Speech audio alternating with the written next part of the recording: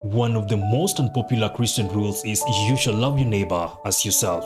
It is unpopular because in Christian morals, your neighbor includes your enemy, and so we come up against this difficult duty of forgiving our enemies. Good morning. Wake up to Fochari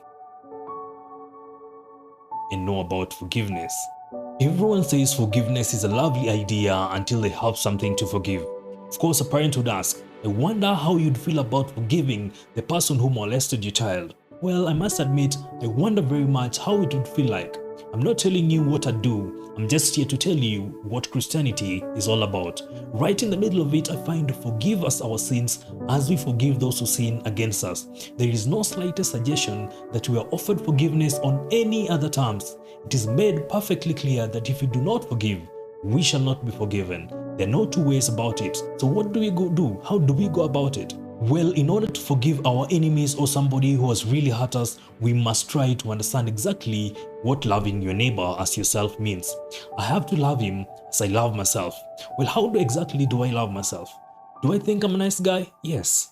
But is that why I love myself? No. As a matter of fact, loving myself makes me think I'm a nice guy and not the other way around. So loving my enemy does not apparently mean thinking them nice either.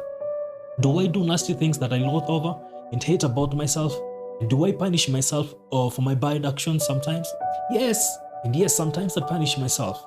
So apparently, I am allowed to loathe and hate some of the things my enemies do and punish them sometimes.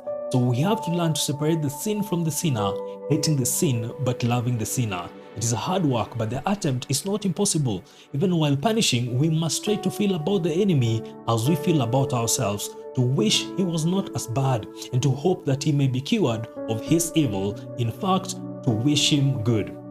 This is what it means in the Bible to love him, wishing his good, not feeling fond of him or saying he is a nice person when he is really not a nice person.